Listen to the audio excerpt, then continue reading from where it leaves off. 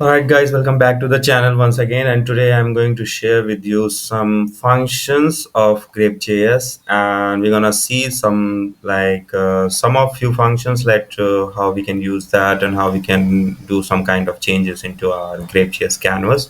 So that's I'm going to do. So let me open my inspect, and let's move to the console first. So what I'm going to do, I'm going to show you if you want to get whatever all the components inside and let's suppose we have a parent component, like we have body, and I want to get all the child component of inside that body tag. So how will I get into the grep.js? Because in HTML everyone know, like, we can do the document.get element. So also I will tell you about that, how we can access the document, because this is the grep.js that is a kind of document inside the document. So you can see this document exists inside this main document. So if you have to access this canvas document, so you need to get the document by a editor function. So that's I'm going to tell you, and also I will tell you like how you can access the component of any parent component inside the canvas. So let's go. Let me reload this page and we'll get some components over here, because that is statically written over here. And let's go to the console, and let's suppose if I'm getting if I will type document over here, so you will see I'm getting the whole document thing over here, like whatever these five icons over here, and these or whatever into the our HTML page right now. So that thing we will get over here. So you can see when I'm hovering over these things, so you can see I'm getting all the things. And let's suppose I just only want this editor thing. So how will I get this? So I have already told you about that, like how we can access the editor into the console, because they've just automatically initialized that editor part into our window object, like JavaScript window object. So if you type normally editor over here, so we can get the editor instance, and we can get all the object and function related to editor. Okay, so there are huge and lot of functions are that we can use. And let me show you, like if I select this element, and first let me show you how we can access the grep.js document. Okay, so let me type over here gjs doc equals to editor dot canvas dot get document.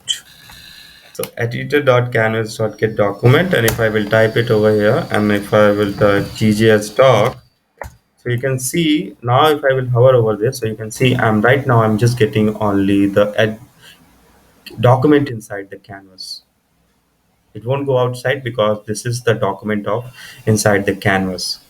So now if I go inside the body, and if I will hover over this wrapper, and if I hover over this, so you can see I'm getting this container, and after the container this row and all the things are over here. So by using this function editor.canvas.get document, so we can access the HTML inside the canvas, and we can use our normal JavaScript function as well. If I will type ggs dot get element by id, so you can see all the functions I'm getting over here: get element by id, get element by class name, get element by name, tag name names. So all the JavaScript related function we can get over here, and also we can manipulate up according to our JavaScript functions.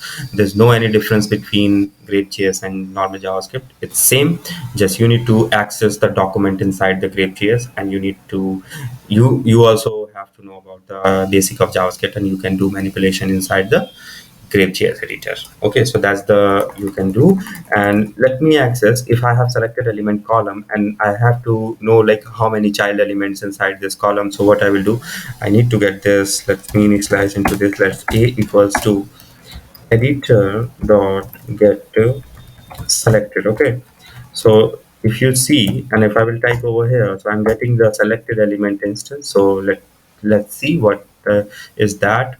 So you can see right now inside the attribute we can see the type is column, and right now it's selected type is column. Okay, so we can get it like this. And also if I need to type, if I need to get the child component, so first I'm going to tell you dot get child at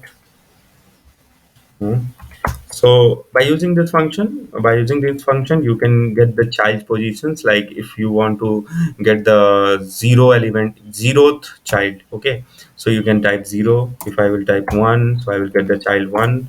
If I will type two, so I will. There's only two child inside this, so you will get only one and zero. Okay.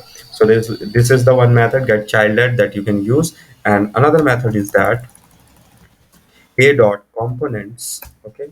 Dot I hope component is a function. So dot and dot length. So if you type length, so you can see length is 2. Again, if I will type component, so component dot models, so you can see I'm getting two models over here. So whatever the component we have, that gonna be included as a that is a single kind of model that we have, that we are seeing right now. So whatever the type of component is called as model. So inside that grapejs, so you can see there are two models over here. And if I see this, so one is the header type, which is this one, header, okay. And another one is, let me see, another is main type. Like this is a kind of main tag box, okay. So if I inspect in and show you, so this is, you can see the main tag. So this is the main tag related to. So everything grapejs tells us about the elements. So let's suppose if I have to add another, like there are only two components, and if I have to add one more component inside this, so how will I add this? That by using the grapejs function. So what I need to do, let me clear this out, clear function, and you can clear this, and let me show you. So a, I hope a is there. No, there's no a. So const a equals to, oh, let me do it. Okay, this is going to blank, so let me check this one. And if I will type a dot components dot add, okay, if I will use add function, and inside that add function I need to type the html over here. So okay, I will type it like this, and what I will do, I will just add the s3 tag, s3, and this is my